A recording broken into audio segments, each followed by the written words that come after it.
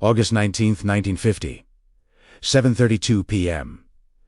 Bumpy Johnson walked through the door of the Lenox Tavern on the corner of 135th Street and 8th Avenue, accompanied by 3 of his associates who had just concluded a business meeting at a nearby restaurant. The Lenox Tavern was a working-class Irish bar that occupied the ground floor of a brownstone building on what locals considered the border between Harlem and the white neighborhoods of the Upper West Side.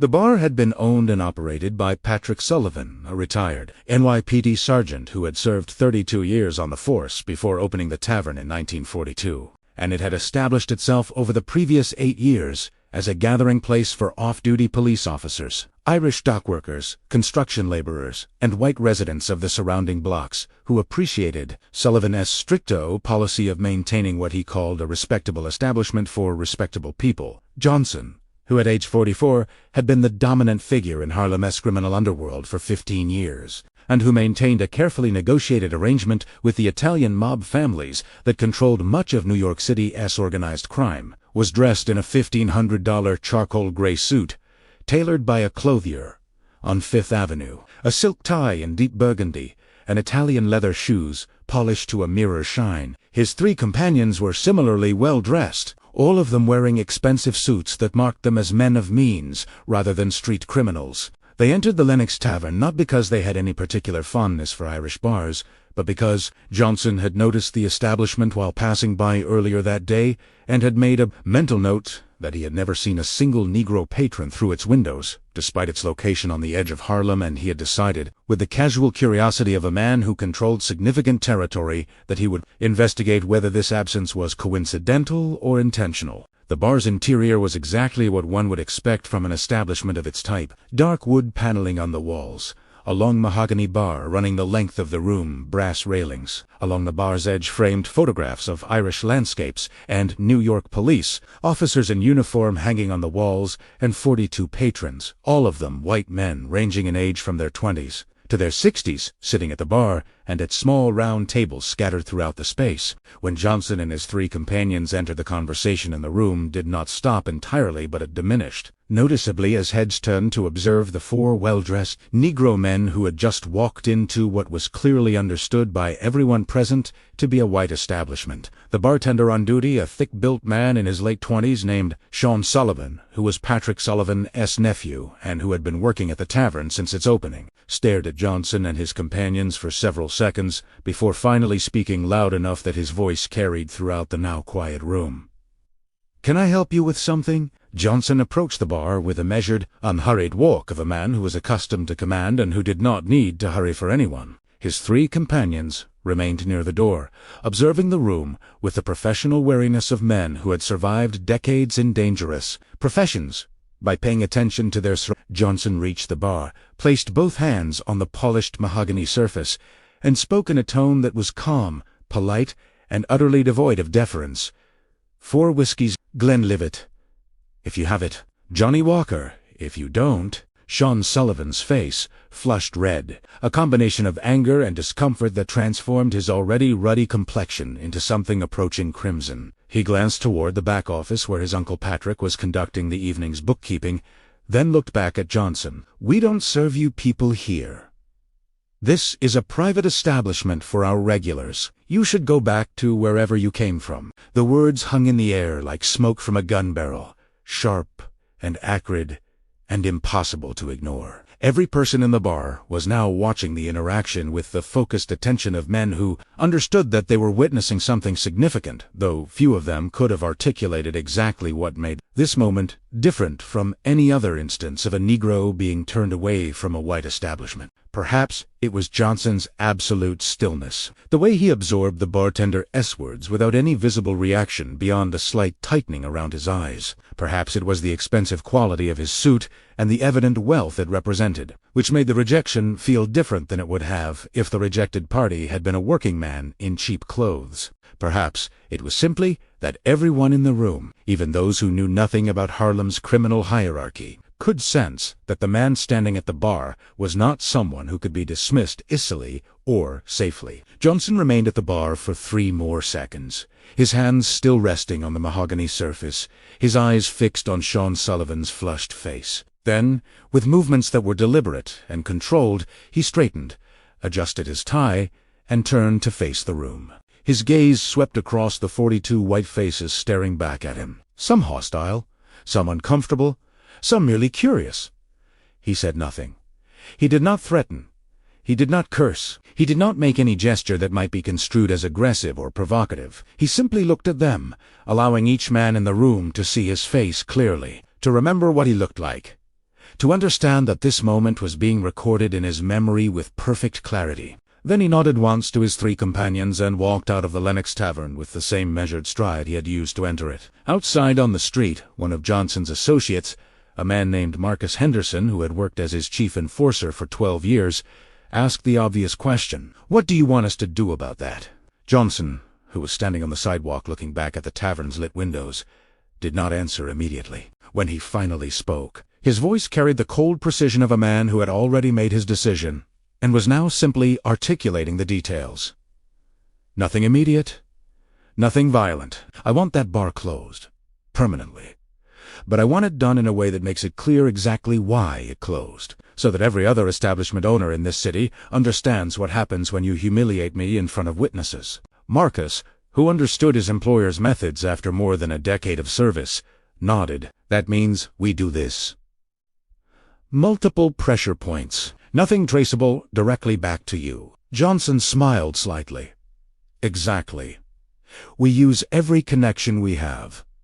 Italian, Irish, police, unions, city inspectors. We make operating that bar so difficult and so expensive that Sullivan has no choice but to close. And we do it publicly enough that everyone knows it's happening and why it's happening." Over the next 72 hours, Johnson made a series of phone calls and held a series of meetings that set in motion a coordinated campaign to destroy the Lenox Tavern's ability to operate as a profitable business. His first call was to Frank Costello, the Italian mob boss who controlled the Luciano crime family and with whom Johnson had maintained a carefully negotiated partnership since that granted him autonomy over Harlem's criminal operations in exchange for a 20% tribute and consultation rights on decisions affecting his territory. Costello, who was 60 years old and had been involved in organized crime since he was a teenager, listened to Johnson's account of the incident at the Lenox Tavern with the attentive focus of a man who understood that insults to allies were insults to the partnership itself. "You want me to have somebody break his legs?" Costello asked, his tone suggesting that such a response would be both appropriate and easily arranged. "No," Johnson replied. "I want something more subtle and more permanent. Sullivan's liquor license comes up for renewal in 6 weeks. I want it denied. And I want every beer distributor and liquor wholesaler in the city to know that delivering product to the Lenox Tavern means losing their contracts with every Italian-controlled bar and restaurant in New York." Costello, who controlled or influenced most of the liquor distribution networks in the city through a combination of direct ownership, partnership arrangements, and strategic alliances with other crime families, understood immediately what Johnson was proposing. "You want to starve him out, cut off his supply until he can't operate." Johnson confirmed. "That's exactly what I want, and I want it done in a way that makes it obvious why it's happening so that every bar owner in this city hears the story and understands the consequences of turning away Negro customers who can afford to pay." Costello was quiet for several seconds, calculating the political and business implications of supporting Johnson's request. Tenney agreed. "Consider it done. The liquor license renewal will be blocked through our contacts in the State Liquor Authority. And I'll personally call every major distributor and make it clear that the Lenox Tavern is off limits. Any supplier who delivers to Sullivan loses all their business with Italian operations. That's a death sentence for most of them." Johnson thanked him and ended the call, satisfied that the first layer of pressure had been established. His second call was to Walter Morrison, president of Local 127 of the Teamsters Union, which represented most of the delivery drivers and warehouse workers in Manhattan's liquor distribution industry. Morrison, a Negro man who had risen through the union ranks during the 1940s when labor organizations began accepting black members in significant numbers, owed Johnson several favors related to union election support and financial backing during organizing drives. Morrison listened to Johnson's request and agreed without hesitation. "I'll put the word out to our drivers. Anyone who delivers to the Lenox Tavern gets fined by the union and risks losing their card. Sullivan won't get deliveries from any Teamster-controlled warehouse, which is basically all of them. And if he tries to bring in non-union drivers, they'll find their trucks develop mechanical problems every time they get near that address." Johnson thanked him and made a note to send a substantial cash contribution to the union's strike fund as a gesture of appreciation. The third layer of Johnson's campaign involved the Harlem community itself. He contacted 6 of the most influential Negro church pastors in Harlem, all of whom were men he had supported financially over the years through donations to building funds, youth programs, and community initiatives. He explained what had happened at the Lenox Tavern and suggested that it would be appropriate for their congregations to understand that certain establishments in the city maintained discriminatory policies that insulted Negro citizens who had every legal right to patronize any business that served the public. Within 2 days,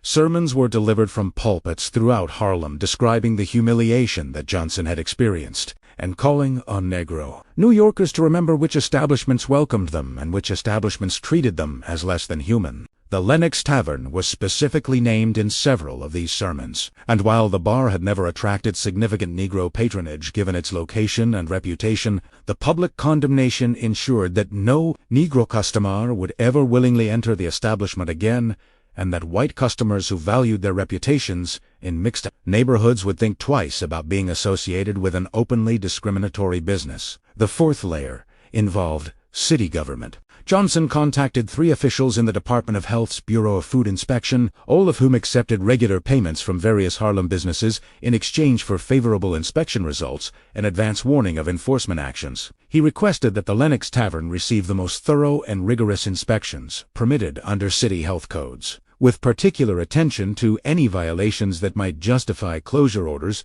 or substantial fines. Week-in-a-week health inspectors descended on the tavern and discovered violations ranging from inadequate refrigeration, temperatures to improper food storage to insufficient hand-washing facilities to the presence of rodent droppings in the basement storage area. The violations resulted in a $7,000 fine and a 30-day deadline to correct all deficiencies or face closure. A financial and operational burden that would strain any small business, but that was particularly devastating for a bar that was already beginning to experience supply shortages due to the coordinated distributor boycott. The fifth layer of Johnson's campaign was perhaps the most psychologically effective. He arranged for a series of small but persistent incidents at the Lenox Tavern that created an atmosphere of menace without ever crossing the line into direct violence. Windows were broken by thrown rocks at 3 a.m. on multiple nights, always when no witnesses were present, and always with the rocks wrapped in notes that said, "Only remember August 19th." The bar's exterior was vandalized with spray-painted messages, none of them explicitly threatening, but all of them referencing Johnson by name, or by his nickname Bumpy. Customers who left the bar late at night reported being followed for several blocks by men who never actually confronted them but whose presence was unmistakably intimidating. Patrick Sullivan reported these incidents to the police, but found that patrol cars took longer than usual to respond. 2 calls from his establishment, and that investigating detectives seemed oddly disinterested in pursuing leads or identifying suspects. Sullivan, who had spent 32 years as a police officer and who understood how the system worked when someone with power wanted a target neutralized, recognized quickly that he was facing a coordinated campaign rather than random harassment. He also understood, though he did not initially want to admit it, that the campaign was being orchestrated by someone with connections that extended into multiple power structures throughout the city, someone who could simultaneously influence liquor distributors, union workers, health inspectors, and police response times. After the third window-breaking incident, and after his liquor deliveries dried up completely, forcing him to purchase inferior product at inflated prices from unreliable suppliers willing to risk the distributor boycott, Sullivan finally understood exactly who was responsible and why. The Negro in the expensive suit who he and his nephew had turned away on August 19th was not some random customer who could be insulted without consequences. He was Bumpy Johnson, the most powerful crime boss in Harlem, a man with partnerships extending to Frank Costello and the Italian mob families, a man whose network of influence touched virtually every aspect of New York's criminal underworld, and whose memory for insults was apparently perfect and permanent. Sullivan attempted to negotiate. He reached out through intermediaries, offering to apologize, offering to donate money to Negro charitable organizations, offering to institute a new policy that would welcome Negro customers. But the responses he received through these channels were consistent and unambiguous. Mr. Johnson is not interested in apologies or donations. He is interested in seeing your establishment close permanently as an example to others. Sullivan tried to tough it out, believing that he could weather the pressure campaign through sheer stubbornness and by cutting costs wherever possible. But the combination of inflated supply costs, $7,000 health code fines, declining customer traffic from both white and Negro patrons who had heard about the bar's discriminatory reputation, and the persistent low-level harassment campaign made profitable operation impossible. By mid-September 1950, less than 4 weeks after the incident that triggered Johnson's response, the Lenox Tavern was operating at a significant loss every day it remained open. On September 23rd, 48-year-old Patrick Sullivan, a man who had opened a tavern in 1942 with his life savings and his police pension and who had built it into what he believed was a respected neighborhood institution, locked the doors for the final time and hung a handwritten sign in the window that said simply "closed permanently." He tried to sell the property but found that no buyer would touch it once they learned its history and understood that purchasing the Lenox Tavern meant inheriting a target designated by Bumpy Johnson for destruction. The building remained empty for the next 3 years.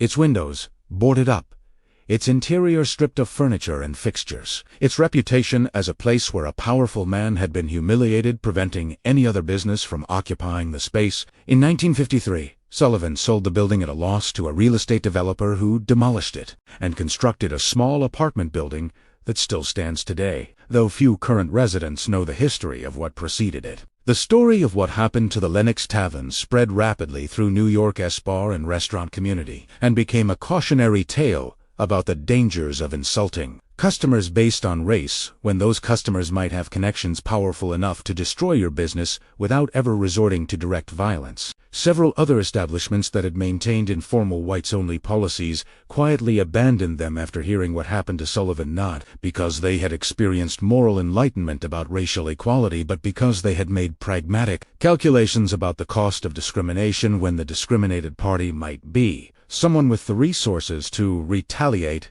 effectively. The story also spread through Harlem's Negro community as an example of how Johnson used his power not just for personal enrichment, but to defend the dignity of all Negro people in a city where casual racism was still commonplace despite legal prohibitions against discrimination. For Johnson himself, the destruction of the Lenox Tavern represented a principle that he had articulated many times to his associates, and that guided much of his strategic thinking. Power, he often said, was not primarily about violence or intimidation, though those tools had their uses. Power was about understanding systems, identifying leverage points, building networks of influence across multiple domains, and using those networks to achieve objectives that direct force could not accomplish. Any street thug could walk into a bar and beat up a racist bartender. That required only physical strength and a willingness to risk arrest. But closing a bar, permanently destroying its owner's livelihood, turning the property into an empty monument to the consequences of disrespect, and accomplishing all of this without ever personally committing a single illegal act that could be traced back to you.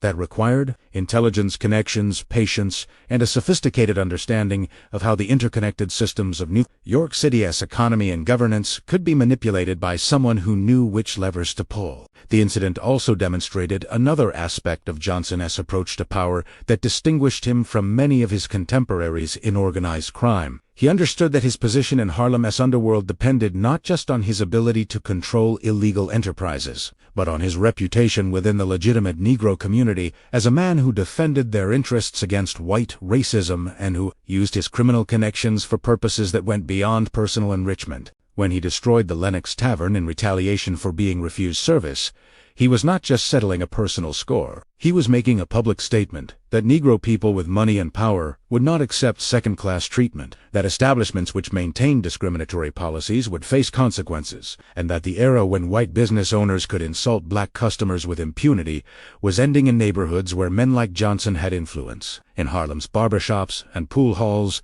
and corner stores and church basements. The story of the Lenox Tavern was told and retold with variations and embellishments that made it more dramatic with each telling, but that preserved its essential truth. Bumpy Johnson had been turned away from a white bar. He had not responded with immediate violence. He had not made threats. He had not caused a scene. He had simply left, made some phone calls, activated his network of connections, and watched as the bar was systematically destroyed over the course of 5 weeks by forces that its owner could not resist or even fully identify. And when the bar finally closed and the building stood empty, as a testament to what happened when you disrespected the wrong Negro man, everyone in Harlem understood the message. Johnson's power was not just about control of numbers, rackets, and heroin distribution. It was about his ability to mobilize multiple power structures simultaneously, to coordinate pressure campaigns across diverse institutions, to destroy enemies without leaving fingerprints, and to do all of this in service of both personal dignity and community pride. Patrick Sullivan, the bar's owner, never worked again in any capacity related to the hospitality industry. His reputation as the man whose racism had cost him his business and his property made him unemployable. In a field where personal connections and community reputation mattered more than credentials or experience, he spent his remaining years working in lower-paying jobs and telling anyone who would listen that he had been unfairly targeted by a criminal who had manipulated the system to destroy an honest businessman. But no one who heard his story felt much sympathy. The consensus, even among many white New Yorkers who had no love for Negro criminals, was that Sullivan had made a catastrophic error in judgment by insulting a man who had the connections to retaliate effectively, and that his downfall represented not an injustice, but a predictable consequence of his own stupidity and racism. For Bumpy Johnson, the closure of the Lenox Tavern became one of many examples of how he exercised power during the period from 1946 to 1951. That would later be remembered as his most dominant years, before his heroin conspiracy conviction in 1952 sent him to Alcatraz for 11 years. The incident on August 19, 1950, had lasted less than 5 minutes. The humiliation of being refused service in front of witnesses had been sharp and immediate. But Johnson's response had been neither immediate nor sharp. It had been methodical, multi-layered, strategic, and ultimately devastating in ways that simple violence could never have achieved. The bar closed. The building remained empty. The story entered Harlem's oral history as a parable about intelligence over force, and Negro people throughout New York who heard the story understood that they had an unlikely champion in a man who used criminal connections and strategic thinking to defend principles of dignity and respect that the legal system of 1950 was still unwilling to fully protect.